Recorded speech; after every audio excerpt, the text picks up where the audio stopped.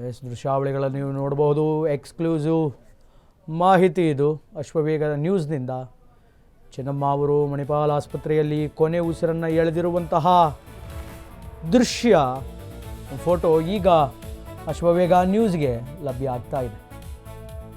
ಕಳೆದ 4-5 ದಿನಗಳಿಂದ ಮಣಿಪಾಲ್ ಆಸ್ಪತ್ರೆಯಲ್ಲಿ ಉಸಿರಾಟದ ಸಮಸ್ಯೆಯಿಂದ ಟ್ರೀಟ್ಮೆಂಟನ್ನು ಪಡಿತಾ ಇರುವಂತಹ ಚೆನ್ನಮ್ಮ ದೇವೇಗೌಡರ ಪತ್ನಿ ಇವತ್ತು ನಮ್ಮೊಂದಿಗಿಲ್ಲ. ದೃಶ್ಯಾವಳಿಯಲ್ಲಿ ನೋಡ್ಬೋದು ನೀವು ಮಣಿಪಾಲ್ ಆಸ್ಪತ್ರೆಯಲ್ಲಿ.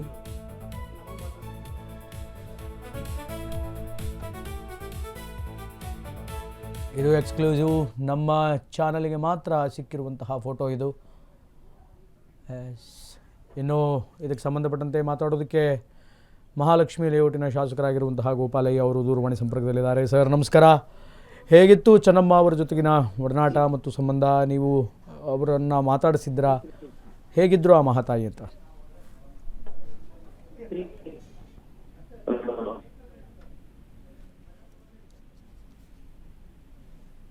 ಹಲೋ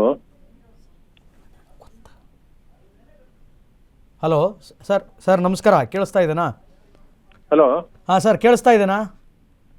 ಈಗ ಕೇಳಿಸ್ತಾ ಇದೆ. ಹಾಂ ಸರ್, ಹೇಗಿತ್ತು ಚೆನ್ನಮ್ಮ ಅವ್ರ ಜೊತೆಗಿನ ಒಡನಾಟ? ಹೇಗಿದ್ರು ಆ ಮಹಾತಾಯಿ ನಿಮ್ಗಳ ಜೊತೆ ಅಂತ? ಅವ್ರ ಕೈಲಿ ಊಟ ತಿಂದಿದೀವಿ. ಇದನ್ನ ಹೋದಾಗ ಹೊಟ್ಟೆ ತುಂಬಾ ಊಟ ಹಾಕಿದ್ದಾರೆ, ಬುದ್ಧಿ ಹೇಳಿದ್ದಾರೆ ಇದನ್ನ. ಆಮೇಲೆ ನನ್ನಂತವ್ರನ್ನ ಸಾವಿರಾರು ಜನ ಇದಕ್ಕೆ ಆಶ್ರಯ ಕೊಟ್ಟಿದ್ದಾರೆ, ಆಶೀರ್ವಾದ ಮಾಡಿದ್ದಾರೆ. ಅವ್ರು ಇಡೀ ರಾಜ್ಯಕ್ಕೆ, ದೇಶಕ್ಕೆ ಚೆನ್ನಮ್ಮ ಮತ್ತಿರೋಗಿರ್ತಕ್ಕಂಥವ್ರು ಒಂದು ದೊಡ್ಡ ನಷ್ಟ ಆಗಿದೆ. ಅವ್ರು ಇನ್ನ 16 ವರ್ಷ ಇರ್ಬೇಕಾಯ್ತು. ಇದನ್ನ ಇಡೀ ರಾಜ್ಯಕ್ಕಂತೂ ದೊಡ್ಡ ನಷ್ಟ ಆಗಿದೆ. ನಾವೆಲ್ಲ ಅವ್ರ ಕೈಲಿ ಅನ್ನ ತಿಂದಿರ್ತಕ್ಕಂಥವ್ರು.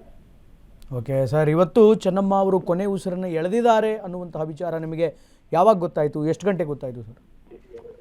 ಈಗ ಒಂದು 25 ನಿಮಿಷದ ಹಿಂದೆ ಗೊತ್ತಾಯ್ತು ಸರ್. 25 ನಿಮಿಷದ ಹಿಂದೆ ಗೊತ್ತಾಯ್ತು. ಕೊನೆಯದಾಗಿ ನೀವು ಯಾವಾಗ ಭೇಟಿ ಆಗಿದ್ರಿ ಅವರನ್ನ? ಒಂದು 4 ವರ್ಷ ಆಗಿದೆ ಸರ್. ನಾವು ಭೇಟಿಯಾಗಿ ಒಂದು 4 ವರ್ಷ ಆಗಿದೆ. ಓಕೆ. ಅಷ್ಟು ಬಾರಿ ಹೋದಾಗೂ ಅವ್ರನ್ನ ಹೋಗಿ ಅವ್ರನ್ನ ನಮಸ್ಕಾರ ಮಾಡಿ ಅವ್ರ ಆಶೀರ್ವಾದ ತಗೊಂಡ್ಬರ್ತಾ ಇದ್ದು. ಅದನ್ನ ಯಾವತ್ತೂ ನಾವು ಮರೆಯೋದಕ್ಕೆ ಸಾಧ್ಯ ಇಲ್ಲ. ಇದನ್ನ ಅವ್ರು ಇರ್ಬೇಕಾಗಿತ್ತು ಇನ್ನ. ಅಂದ್ರೆ ದೇವೇಗೌಡರು ಸಾಹೇಬ್ರು ಅವರು ರಾಜ್ಯಕ್ಕೆ ಇನ್ನ ಬೇಕಾಗಿತ್ತು, ಅವ್ರು ಇರ್ಬೇಕಾಗಿತ್ತು. ವಿಧಿ ಭಗವಂತ ಅವ್ರನ್ನ ಕರ್ಕೊಂಡ್ಬಿಟ್ಟಿದ್ದಾರೆ. ಅಂದ್ರೆ ಮನೆಗೆ ಬಂದಂತಹ ನಾಯಕರ ಜೊತೆ ಆಗಿರ್ಬೋದು, ಕಾರ್ಯಕರ್ತರ ಜೊತೆ ಆಗಿರ್ಬೋದು, ಹೆಂಗೆ ಚೆನ್ನಮ್ಮ ಯಾರೇ ಹೋದ್ರು ಮಾತಾಡ್ಸೋರು, ಆಶೀರ್ವಾದ ಮಾಡೋರು, ತಿಂಡಿ ಟೈಮ್ಗೆ ಹೋದ್ರೆ ತಿಂಡಿ ಕೊಡೋರು, ಊಟ ಟೈಮ್ಗೆ ಹೋದ್ರೆ ಊಟ ಕೊಡೋರು, ನಗ್ತಾ ಕೂತ್ಕೊಂಡು ಮಾತಾಡ್ಸೋರು. ಇದನ್ನ ಆ ದಿನ ನಾವ್ ಯಾವತ್ತೂ ಮರೆಯೋದಕ್ಕೆ ಸಾಧ್ಯ ಇಲ್ಲ. ಓಕೆ, ಧನ್ಯವಾದಗಳು ಸರ್ ನಿಮ್ಮೆಲ್ಲ ಮಾಹಿತಿಗಾಗಿ. ನಮಸ್ಕಾರ. ಧನ್ಯವಾದಗಳು ಅಶ್ವವೇಗ ಜೊತೆ ಮಾತನಾಡಿದ್ದಕ್ಕೆ.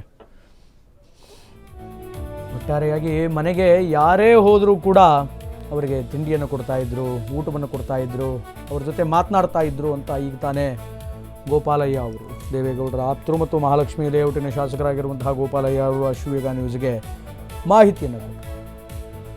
ಇದು ಎಕ್ಸ್ಕ್ಲೂಸಿವ್ ಫೋಟೋ.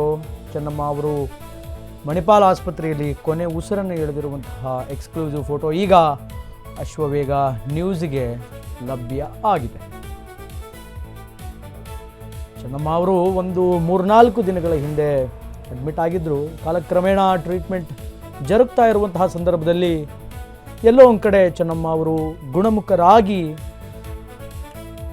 ಆರಾಮಾಗಿ ಹೊರಗಡೆ ಬರ್ತಾರೆ ಅಂತ ಅನೇಕರ ಜನ ನಿರೀಕ್ಷೆ ಇತ್ತು.